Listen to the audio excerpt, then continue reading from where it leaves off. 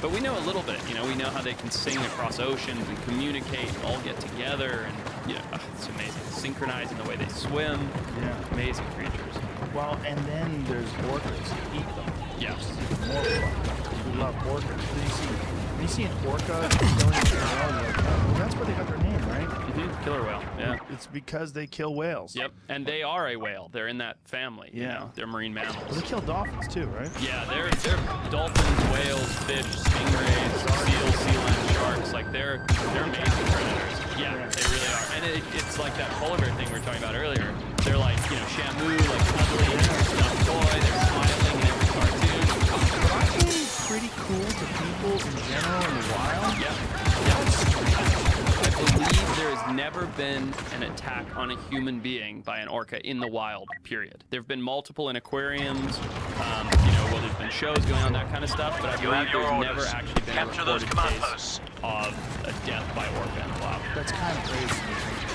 Well, it just shows your intelligence. It shows they look at you and go, nope, that's not on the menu. Like, that's not something I need to eat. They must be hungry sometimes. Well, what's interesting about orcas is there's really two sects of their diet. There's orcas that only eat marine mammals, and there's orcas that only eat stingrays and some other fish. That sharks can't bite through? They do. They Neptunic. Why don't you wear that everywhere you go? That's a good question. Wear that when you go to the mall. So I'd look about as cool as you with your Converse in the ocean. Well, you couldn't see the Converse until I got out of the ocean. That's true. You can see my Kevlar in the mall no matter where you are. No, I don't know. I don't like anything that inhibits the movement like that. Does that stuff inhibit the Kevlar stuff? I've never worn it. It's those sharks behind, and that's the situation I was in. I was on the back of the boat like that. Apparently Catalina, like off Catalina, there's a high shark population. Yeah, white sharks, and they're increasing every year. Really? Mm-hmm. Why? Well, because we used to hunt them first of all, and we used to hunt seals and sea lions as well, and that's all been banned for a long time. So there's way more seals and sea lions now, and there's more sharks reproducing. And I think there's something to be said for them, the water being consistently warmer, and them staying further north than or south. But like where I live in Santa Barbara, there's a single bay where my buddy and I have been going for the last 4 years, and it's only for like 3-4 weeks in the summertime that there's like 6 to 8 juvenile great white sharks around. And when we started going there 4 years ago, they were like 6 feet long. And then the next year they were like 8 feet long. This year, I didn't go because I was traveling. My buddy went and filmed them. He's like, dude, they're getting up to like 10 feet. And it's the same animals in the same spot. What happens when those are like 14-foot animals? It's a very popular swimming beach. Yeah. So who knows? Maybe they'll move on. Maybe they won't. They eat people. Maybe they eat people.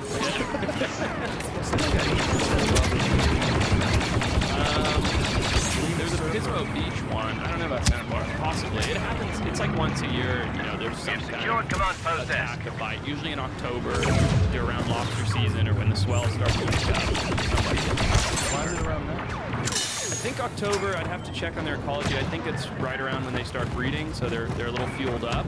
But October is also when lobster season starts, so all the free divers are free diving in and out of caves looking like a seal. The waves start to kick in for the winter swell, so you got more people on surfboards. It just seems like the perfect cocktail from this idea.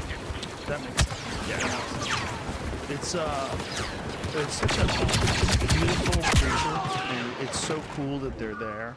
But it's also, you're like, this thing can kill people, and it's right there, and we go in the water. Yeah. And we swim around. Like, we're so helpless out there. Completely. And I think that's just you just have to know that going into it, right? It's not like you're gonna, kiss your life goodbye every time you get in the ocean, but Jamie, you're playing some... Started to capture command post Besh.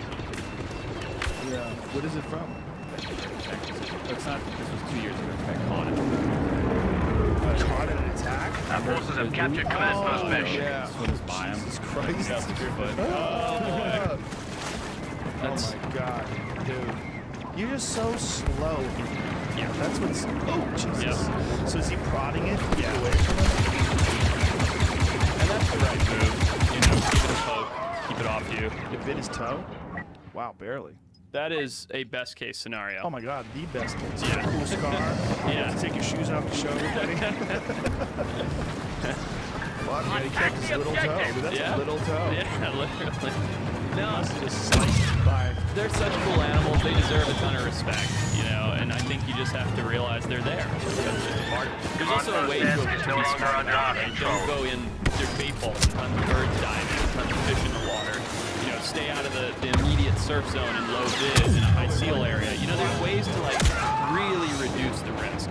We did New Year's in Hawaii last year, Uh-huh. and we got to see some whales. Nice. Dude, we were real close. Yeah. It's so wild, man. They're so big. Aren't they? They're so big and so beautiful. It's like you're so happy that we're there. Right. You know? Right. Fantastic work out there. Whales Keep are it one up. of those weird ones where you're looking at it like, are you seeing this? Is this really a whale in the water? Like, it's so magical. Yeah. They're so intelligent. That's what's amazing. Like they're, you know, the general consensus is that they're restricted by their morphology. Like their body type doesn't allow them to share with us how much more intelligent they are than we really realize.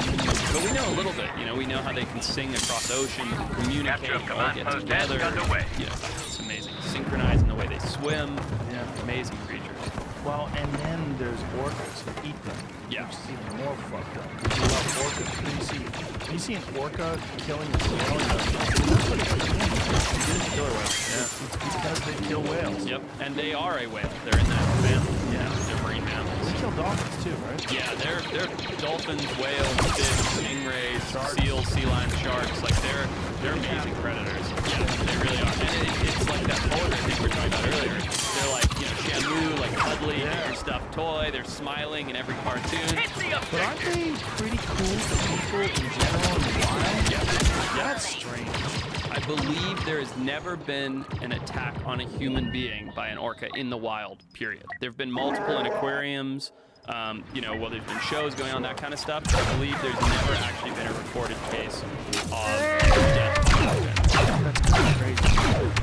Which just shows their intelligence, right? It shows they look at you and go, nope, that's not on the menu. Like, that's not something I need to eat. They must be hungry sometimes. Well, what's interesting about orcas is there's really two sects of their diet. There's orcas that only eat marine mammals, and there's orcas that only eat stingrays and some other fish species. And so I think, you know, for those people, you see some of those incredible photographers like Paul Nickler and stuff like that that get those images of them underwater. They're diving with the fish-eating orcas. I think a few people have been taking successful in command post diving with the mammal-eating ones, but I feel like that's a dice roll. Mistake. Well, you're a mammal and you're a seal size, you know. Jamie, who were we talking to about orcas and the population that lives in the Pacific Northwest, like around Seattle, that only eats the Chinook salmon? Public forces Remember we were now having this control the conversation the other day with somebody? Phil Devers, was it Phil?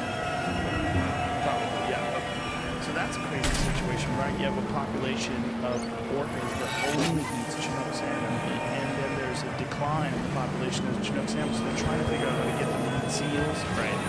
Like they won't do it. Right. They're the local forces have population, lost but then control you of have command these post migratory S. populations that come in and do eat seals. And they're like, hey, you guys are starving. There's fucking food everywhere. Right. They won't do it. They won't switch over. It's very strange, isn't it? And you got to wonder how much of that is learned behavior, right? How many parent orcas are passing down, this is the food. You know, Right. this is how you hunt salmon, this is what you eat, Right. everything else is off the menu, versus what's instinctual. Like, how did that one group of orcas learn to eat seal, whereas the other one is so dedicated to salmon? It's amazing. Well, it's amazing that they didn't adapt, right? They're starving. So they don't branch out. Right. Or maybe they're just unsuccessful. You know, maybe they've never learned how to hunt seals, because it's definitely a different behavior to scooping up a fish. Right. So, yeah, it is amazing. You'd think they would get to this kind of tipping point where they're like, there's not enough to eat, we need to make a transition. And then are they unsuccessful in that transition because they kind of figure out how to do it? Are they just not doing it? They just don't know about it? Who knows? It's a real bummer, man, when you hear that they're almost starving to death out there. And they're trying to actually bring Chinook salmon to them. You know, like, ooh. You know, it's one of those things, it's like that whole kind of microenvironment is a game of Jenga, right? You pull one piece out, and you're like, yeah, tower's still standing. Pull another piece out, yeah, tower's still standing. You know, it just takes that one piece till it all collapses. That is an interesting way of looking at it, right? We're talking about Hawaii. Species that live in Hawaii. And there was this discussion about fish.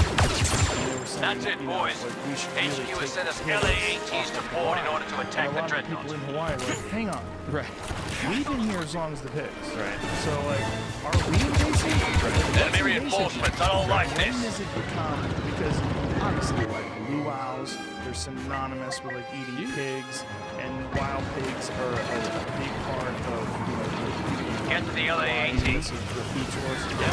They're like, well, what did, but then you have a situation like Lanai, where I go every year. The access deer. Yeah, which is terrible.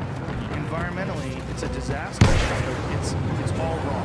There's 30,000 Not much time deer left in to this board the one transport. island. That Go, many? go. 30,000. They don't work. That's All aboard. Right. Lifting off. Yeah. See, the thing I've seen this little ass island. Drive around the whole thing in an hour. Not much. Sure. I knew you had it in you.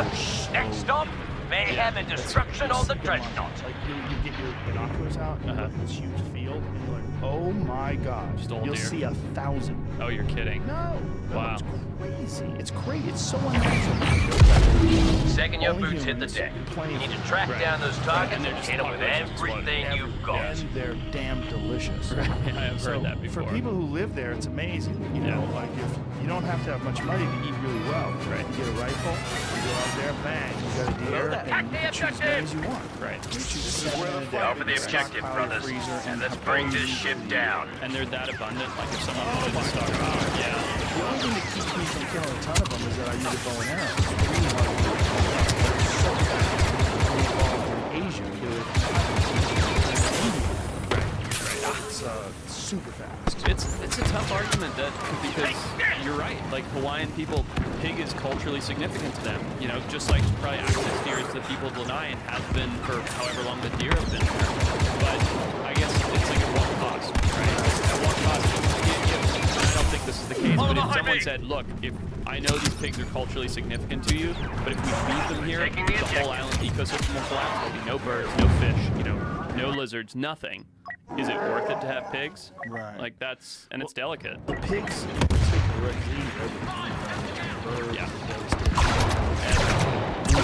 you fuck up every tree, everything that's coming up, all these sprouts. Everything. Yeah. They're super destructive. Here, they're destructive here in California. Yeah. It's not isolated to Hawaii. Everywhere that we brought pigs. Well, we're actually we're going to film something very bad here. The place gets devastated. The agriculture gets devastated by these pigs. There's so many of them. Right. And they're all over. Northern California has a problem in San Jose. They're in people's yards. They're destroying shit because you don't kill them. They just breed and breed and breed We're and breed capturing the and breed, objective. and then they just expand. And they're Steady dealing now. with them You're even close. in the northern part of the United States. They're dealing with them in the Northeast because the New York Times article about it 2 days ago about the expansion of wild pigs is that they're starting to make their way to the northeastern climates. And they're just, they can't stop. They can secured the survive in objective. any weather. Yep. They breed Well 3 done, times brothers. a year. They can Get our foot in the viable, hatch, I but think, it's not over from the yet. time they're Keep 5 to moving. 6 months old, they have their first kid. Feral pigs grow in the south now, even in northern states, unsafe for swine that establish themselves in Canada. And are encroaching Reach on the border final states objective, like boys. Montana and Destroy it, North and we can Dakota, get out of here. Montana. They'll do so much damage. You know what's crazy about the feral pigs in the United States? They were brought here by, I believe, Christopher Columbus, starting with 6 animals. So the entire 200 million or whatever it is across the U.S., I don't know the number, it was like 6 or 8 or 10 original pigs that were brought in by Christopher Columbus and brought to Florida. That's insane. You want to talk about how crazy they can reproduce and how much damage they do? Like, think of the biomass of those animals standing off of like 6 feet. And they're so tough that you put them on load and make them.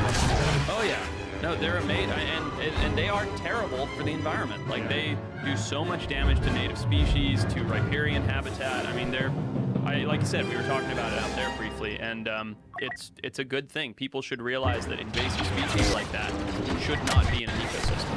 Well, they certainly shouldn't be in an ecosystem and there's no balance, right? If they're warthogs and they have a system. Exactly. They're supposed to be. Warthogs are wild-looking creatures, aren't they? Have you They're ever seen amazing. one? You've seen one in Yeah, person? I grew up there. I grew up in Zimbabwe. Oh, that's right. Yeah, that's so right. I actually got a pretty funny story about a warthog. My uncle, my mom's brother, we were out on safari he was young. You know, he was much younger than my mother, so he was maybe a teenager or something. And he grabbed this plum and started going for a walk across camp. And anyway, this warthog decided it wanted this plum, and so it came trotting after my uncle and started chasing him in circles around the tree. But my uncle was so panicked by this thing chasing him around this big baobab tree that he wouldn't drop the plum. So he's just in this perpetual cycle of being chased around this tree until he eventually threw the plum and veered off. Follow my lead. Yeah, they're very funny, very mischievous. I love the way their tails stick out and kick around. Very. Don't mind me. Yeah, oh yeah, they're all that same family. Speaking of weird pigs, you familiar with the Barbarossa? This is one. You're gonna love this. Taking out the target. Yeah, you're gonna love this. It's one of my. You're shooting this place up like it's been bad to see in the wild. Great name. I don't even want to tell you what it is until you see the image, because you're gonna be like, no way, that's real. It looks like something else. Just like the simulation. Indonesia. Maybe 200 pounds. I'm not positive on the size. Whoa! Look at that thing. Look at those.